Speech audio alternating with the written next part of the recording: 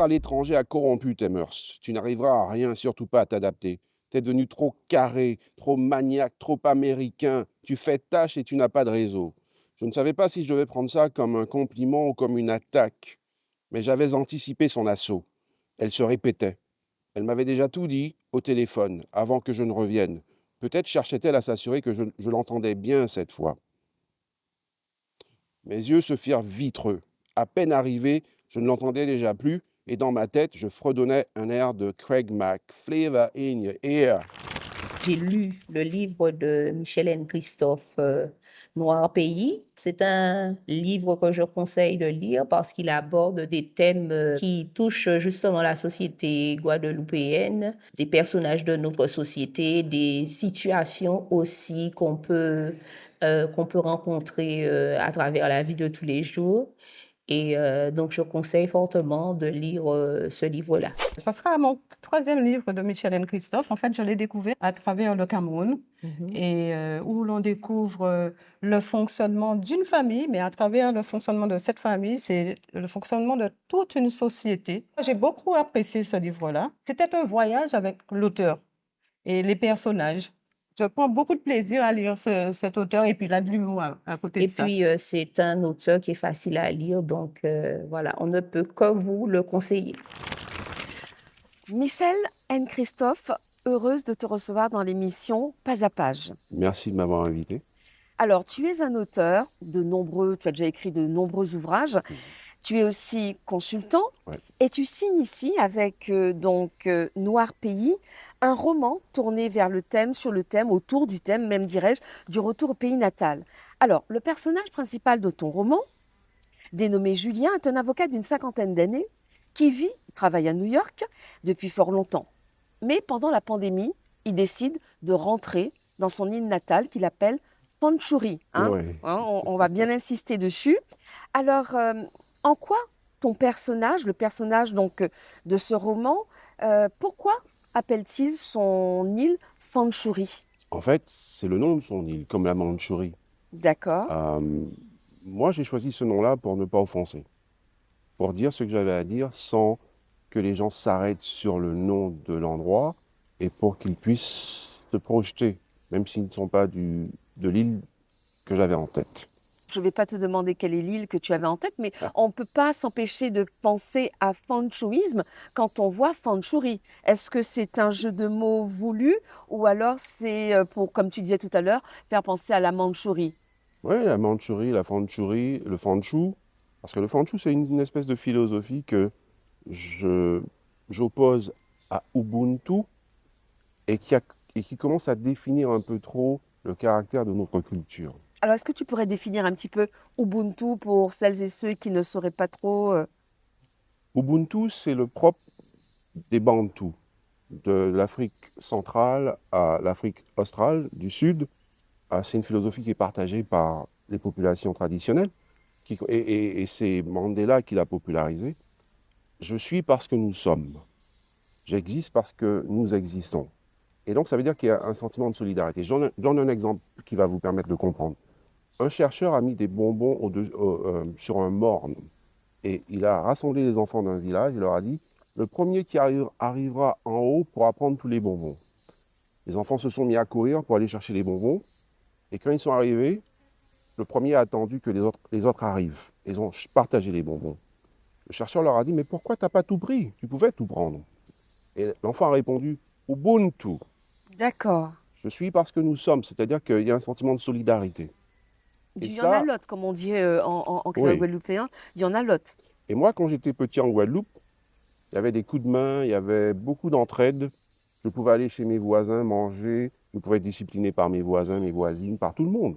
J'étais l'enfant du quartier, comme tous les autres enfants. Ils pouvaient manger chez moi quand ils voulaient, ils pouvaient même partir en vacances avec mes voisins. Et à mon retour, je me suis rendu compte que je roule pour ma bosse a pris le dessus. Et j'apparente ça l'individualisme exacerbé. Et moi, j'étais dans un pays individualiste, profondément individualiste. Et je sais ce que ça cause comme tort à un groupe. Donc, c'est pour ça, effectivement, que tu fais cette référence à la Fandjouri. Mais alors, selon toi, ce roman, est-ce que c'est un guide de survie pour pour ceux qu'on appelle les revenants, et qui constatent, et je cite, après 30 ans, on ne retourne pas dans le pays qu'on a quitté, mais dans un autre qui n'a que faire de nous. Alors, est-ce qu'effectivement, ce roman-là, c'est une forme entre guillemets, hein, de guide de survie? Non, pas vraiment. C'est plutôt un moyen pour moi d'accepter finalement que je suis chez moi, là où je suis, même si ce n'est pas un pays que je reconnais. C'est-à-dire que quand on revient, après longtemps, on a un choc. Culturellement, on est choqué. Et on doit se réadapter. Pour se réadapter, il y a beaucoup de colère, il y a beaucoup de frustration, mais il faut faire la paix avec tout ça. Et c'est une façon pour moi de faire la paix et de me réintégrer et d'accepter ce qui est et de comprendre que je dois quand même lutter contre, mais Mais peut-être que c'est aussi une façon de dire à ceux qui y reviennent que même si le pays est compliqué, néanmoins, on peut faire des choses, on peut faire en sorte que les choses évoluent. c'est une façon de dire à tout le monde qu'une culture n'est jamais figée, que c'est nous qui provoquons le changement qu'on désire et qu'en fait, on ne doit pas capituler. Moi, je ne capitule pas parce que je sais que le fanjou, c'est de la merde, même si ça existe partout. Je sais que ça n'amène à rien de bon. Et donc, je sais que s'il n'y a pas des hommes et des femmes de conscience qui interagissent et agissent pour améliorer les choses, on est foutu. Alors, on retrouve plusieurs thèmes dans ce roman, notamment celui des violences intrafamiliales. Est-ce que tu penses que c'est un sujet encore tabou et est-ce que c'est la raison pour laquelle tu l'abordes? Parce que dans ce roman, il y a, alors on va pas trop divulgacher, mais il y a effectivement ces violences entre le personnage, sa mère, etc. Pourquoi tu abordes cette thématique? Parce que c'est une réalité que je connais très bien. Je rencontre beaucoup de gens qui sont blessés, qui sont brisés, qui ont des histoires incroyables. Et moi-même, j'ai mon histoire. Et en même temps, bon, j'écris pas pour parler du soleil, des papillons qui volent des fleurs. Moi, j'écris pour dire les choses qui gênent. Parce que c'est ça l'écriture, c'est faire réfléchir, c'est distraire, c'est inspirer, c'est faire pleurer, c'est faire ressentir des émotions, c'est faire rire. Et donc, on va pas faire semblant dans un pays comme le nôtre où il y a de vrais problèmes qu'il n'y a pas de problème. Et donc, on a une responsabilité en tant qu'écrivain. Donc effectivement, tu vas à l'encontre de ce qu'on appelle le doudouisme. Moi, ça ne m'intéresse pas, ça. Ce qui m'intéresse, c'est de transmettre ce que je connais, ce que je sais, ce que je ressens, ce que je vis pour pouvoir évoluer. Alors pour rebondir sur cela, malgré le fait que Julien, le personnage donc principal, connaisse des désillusions, il dit « la vie est belle ». Oui. Est-ce que ton roman, c'est une invitation quelque part à bâtir l'espoir et à cesser de ruminer le passé? En fait, dans tout ce que j'écris, en dépit de toutes les difficultés, tant qu'on est là, tant qu'on est vivant, comme disent les Haïtiens, moins laid, moins là. C'est ça qui est important. C'est que tout est encore possible. Et donc, aussi brisé pourrait-on être, on a quand même la responsabilité d'être heureux, de faire ce choix-là en dépit de tout.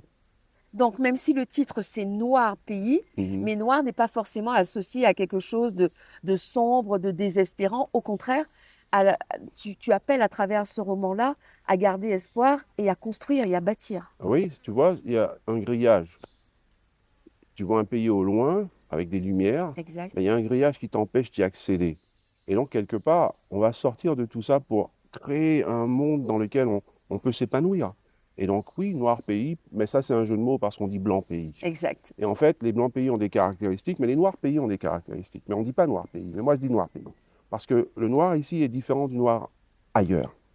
Il a ses spécificités. Le fanchou, c'est un élément culturel qui prend trop de place. Et ça ne doit pas finir par définir qui nous sommes. Michel et Christophe, une petite surprise. OK. Wow. J'appuie. Oui. Le son, je mets. Oui. OK. Je m'appelle Jeannette et je voudrais poser une question à Michel Christophe à propos de son roman J'aurais été un dieu. En fait, dans ce roman, je relève de nombreuses références relatives à la culture créole. Est-ce que c'est pour mieux affirmer son identité, lui qui est resté pendant très longtemps hors de son pays? Alors la question, d'accord. Est-ce que c'est pour affirmer mon identité? En fait, c'est juste pour exprimer mon identité. Parce que c'est tout à fait naturel de faire référence à ce qui on est, à ce qu'on connaît. Je ne peux pas être autre que ce que je suis, donc il y aura des références aux Antilles, des références à l'Afrique, aux États-Unis, à tous ceux que je connais. Et si je parle créole dans le livre, c'est parce que c'est ce qui avait le plus approprié au moment où je m'exprimais. J'ai répondu à la question? Michel Christophe, nous te remercions, nous te disons à bientôt et nous espérons que ce livre sera lu par tous ceux qui reviennent, mais peut-être même par ceux qui n'ont jamais quitté le Noir Pays. Merci Laure, merci infiniment et espérons que ça se réalisera. Merci à toi. Et pour plus de lecture, de la scène au livre, l'homme de théâtre José Gernidier fait revivre l'une de ses pièces incontournables, Joyeux anniversaire Martha. Lauréat du concours d'écriture de textes en parole en 2005, Joyeux anniversaire Martha a été porté sur scène par la comédienne Esther Myrtil. L'histoire touchante de Martha, une femme guadeloupéenne, marquée par une déveine qui se transmet de génération en génération. Aux éditions Jazor. Universitaire, poète, essayiste, Didier Destouches livre avec l'incandescence du cœur un recueil de poèmes mêlant sonnets et vers libres, lyriques et romantiques. L'auteur aborde la quête d'éthique et de sens dans un monde devenu individualiste et belliqueux.